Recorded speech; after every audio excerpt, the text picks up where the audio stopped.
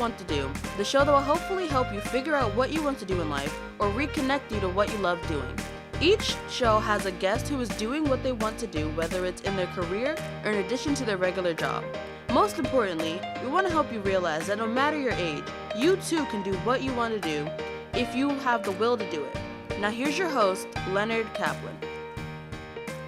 Welcome to part 2 of The Writer's Journey. My guest is Amanda Warnock, and we had a wide-ranging conversation about writing, and I hope you enjoy it, especially if writing is a goal of yours.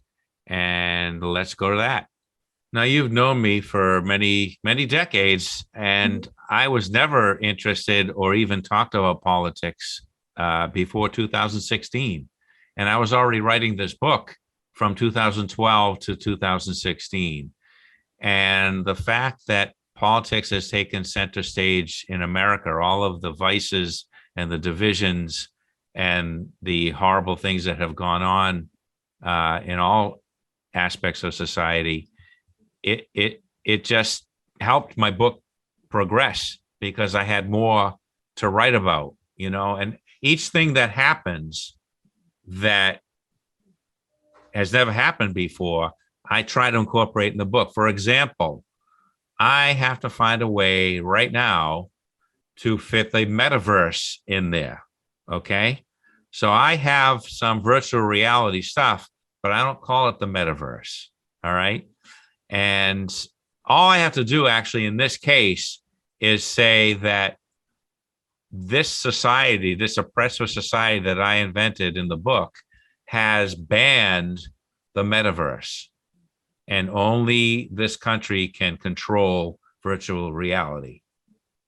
In other words, I don't have to write the whole story from scratch. I can just mention in passing that this oppressive society that I concocted anyway is oppressive. Yeah, that's one more thing that they've banned, you know, and that brings us up to the present. So hopefully by the time I finish, whenever that may be, it's not going to sound dated, you know? Right. Well, I like that you referred to whenever that may be. I was going to actually ask you where, you know, one of the things I was thinking about is like, well, where do you see yourself in 5 years? Like, what role do you see writing playing in your life going forward? I mean, everybody who watches your podcast, they know that, you know, you have background as a teacher, you know, you've done a lot of things. And, but in terms of the writing piece, like, how do you see that playing out in the future? I'm hoping against hope that I can sell my book, and I can sell book 2 and book 3, because I think I have enough material for 3. And I would love to make a living at it. I see myself writing, and even beyond the series, I want to write a medieval thing. I want to write, I started a medieval thing actually many years ago when I was working in Swampscott, where I met you. And Brian Butters, our friend from Swampscott High, who's now a teacher himself, he read it. He liked that story. That was the first instance where I actually spent time on the characters. Spending time on your characters before you even write a word of the story is vital, at least in what I do. And you have your characters. You don't have to invent them. You just have to disguise them. I would agree with you. I'd probably be writing out character studies. I know some people, that's part of the whole process of writing, you know, giving somebody a name. And I know the names in your story, much like J.K. Rowling, often they reflect like a personality trait or a position that somebody holds, or, you know, they're like little hidden meanings to them. I think that is so cool. I'm going to have to think about that when I go to name all my characters. It's a blast to do. It's just really fun. And you're writing things that nobody's ever going to see, the character studies, but you will absorb those things in your subconscious. And that's another thing I want to talk about, is a subconscious. This is going to sound a little bit hocus pocusy, but since I've been writing this, and it happened to me yesterday, I find that the less you think or overthink what you're doing, and I don't mean go into it cold, I mean, generally you can know where you're going, like write a couple of lines, this happens, this happens, and this happens. Now, how this happens and this happens and this happens is going to be different, but you got to let yourself develop it subconsciously. You know what I mean? Correct. So like I'll have one character say something or do something, and I know the other characters with that character. This may sound weird, but I let them answer. I don't try to impose myself. I see it in my mind how Will is going to answer Eric, you know, how Eric's grandfather is going to answer him, how Eric's father is going to react because he's the head of this police organization. And more often than not, I'm amazed. This is why I get up so early to do it.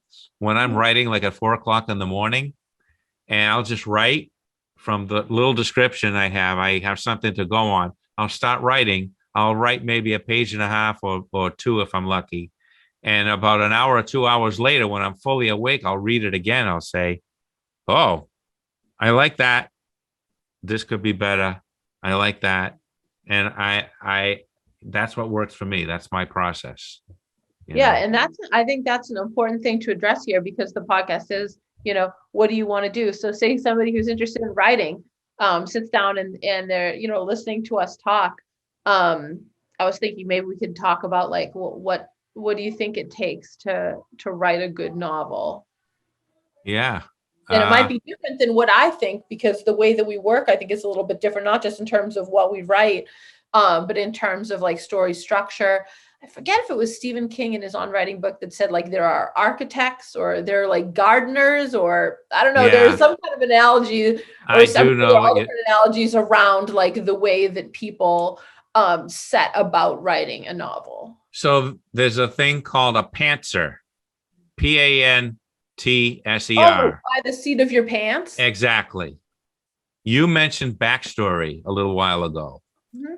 And comparing my stuff with yours, I'll put backstory in after what's happening.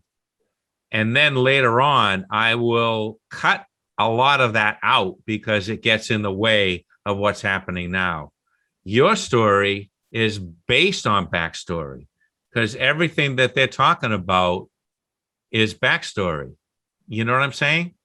Right. That's what I had a problem with this when I started with the original concept for the story, which was like to write in like a present narrative and connect it with like jumps back into the past from like the 1980s, 70s, and 80s, growing up in Lynn, to the point where the two stories would meet. And it was just too much. There's so much that I had to tell just in this 2008, 2009 story to worry about adding in 30 other years of material. So that's for another book, as long as I can say, it's a lot easier to cut something that you've written when you say like, oh, that's for something else, that'll come later.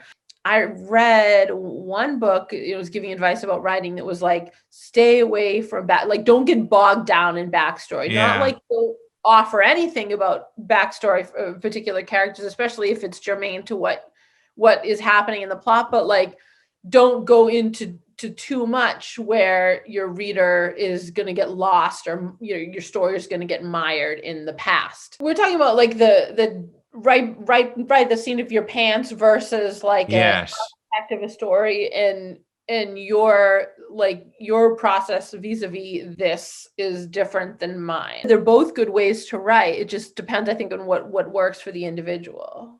Oh, I agree. I definitely agree. In one, you're completely outlining everything, almost as if you're writing it then and there. But that's just a blueprint, that people feel comfortable having. And then the other way, you're going by the seat of your pants.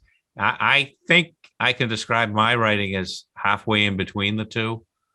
I'll start off with an outline. I'm notorious for veering away from my outline. I actually had to rewrite like 4 or 5 chapters because I sent all my characters into one place, and I didn't know what to do with them once they got to that place.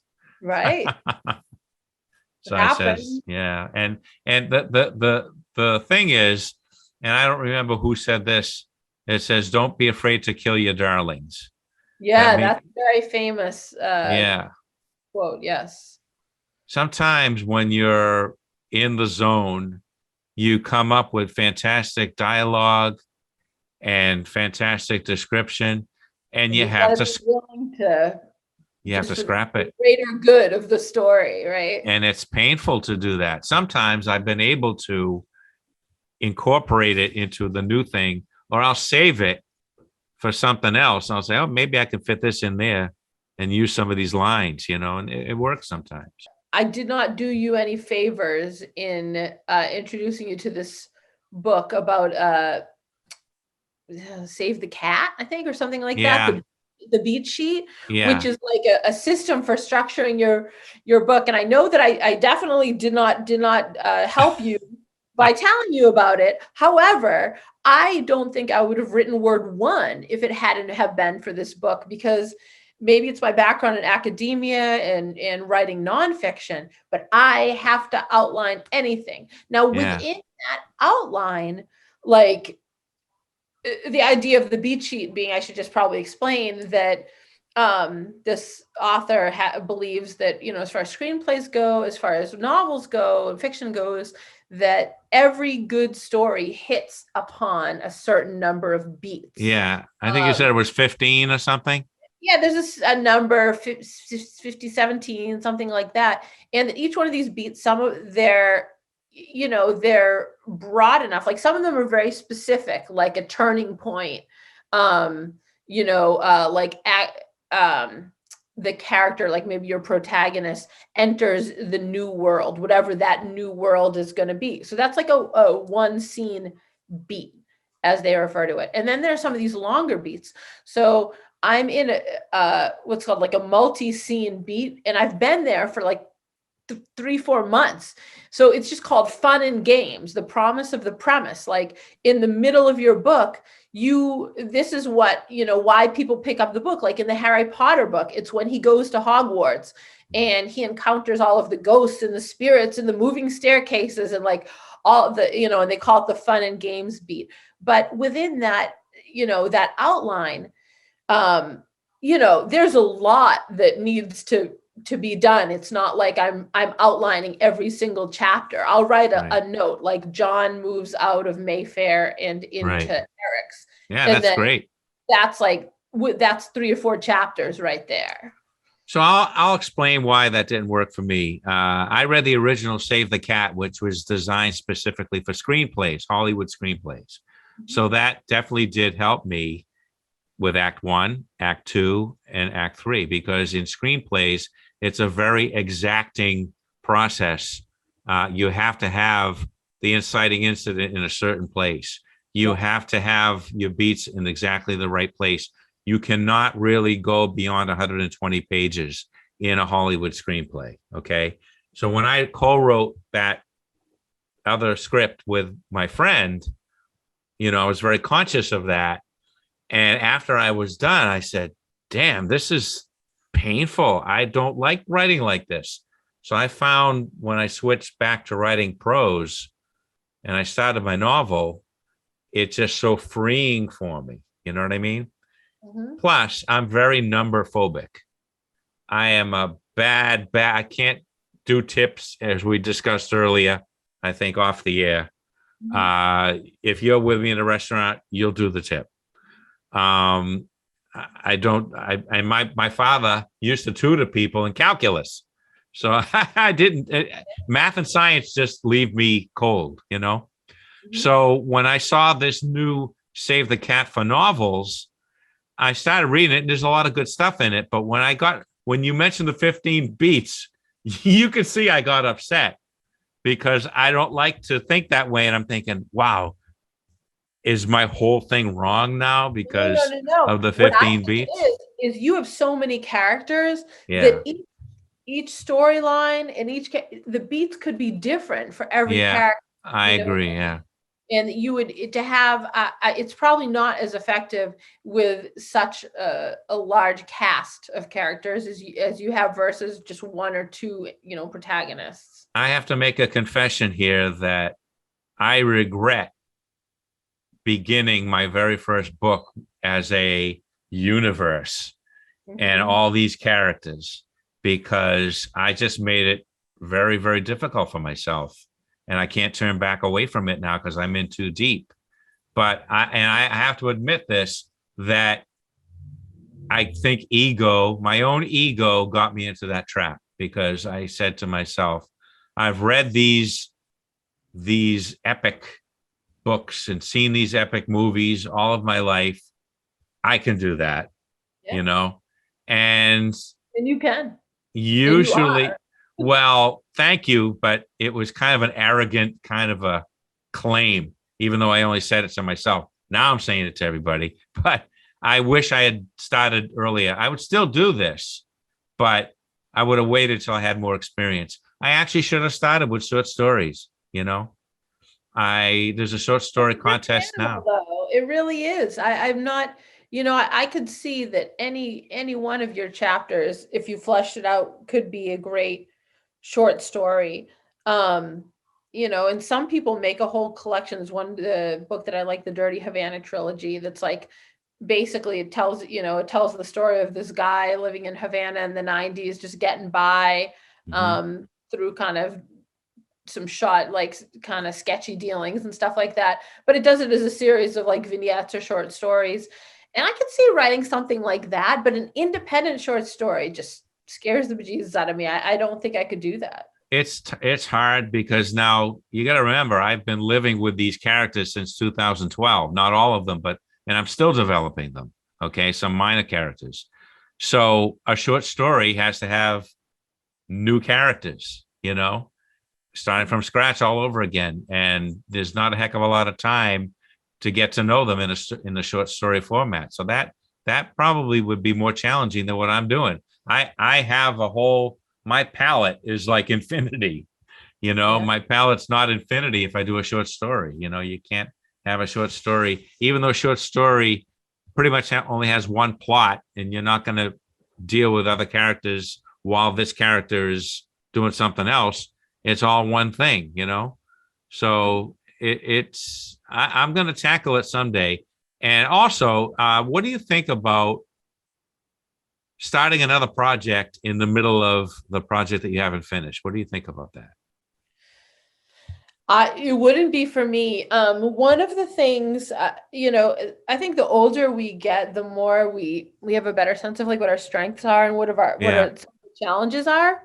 And one of the things I've become aware of is, in the modern marketplace, whatever that means, like there's this big focus on multitasking, and I am a terrible multitasker. I can do one thing well at a time, and that's it. I see. Yeah, so I wouldn't betray my current project, by veering off into something else. So speaking of veering off, I'm going to veer off into the realm segue into procrastination from this. Okay. So I will tell you before we get into that I find it refreshing, and it kind of revives my creative juices when I do other creative things at the same time, like editing this show, for example. Okay. Or I've been working on a book about my wrestling talk show, a little autobiographical book about the people that I've met and interviewed and the experiences that I've had doing it.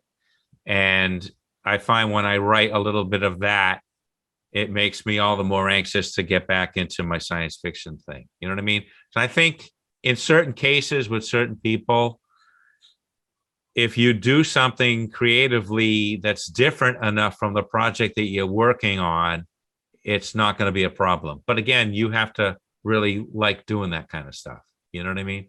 Right. I've definitely found that, like, when I was trying to teach myself how to play guitar, I was like 18. Like, I'd play for a while, and I'd just play and play and play, and then I'd put it down, and I'd come back to it, and I'd be like, oh, that sounds kind of good. I kind of like that. Yeah. But it's not like that for me with writing. With writing, once I put it down, there's like some kind of a traction there where, it's hard to get that momentum back again. I feel like I write much better and more prolifically, I would say, when I'm writing every day. Well, that's much like you made the musical analogy. When you practice every day, they say that you're getting better and better. But I'm like you. I'll go from the piano to the guitar, and then I'll write, and then I'll record, and then I don't like anything I do. Right now, my piano is covered and my guitar is in its case. You know what I mean? So you get these little dry periods, and that's where the procrastination comes in. And I've actually made up a saying that I think is true. Every time you stop writing, you're in danger, however small, of not writing and finishing what you have. It's very fatalistic. It is. I mean, I don't mean when you're quitting for the night or anything like that. I mean, if the next day you intended to write and you do everything, but there's a day lost. Okay.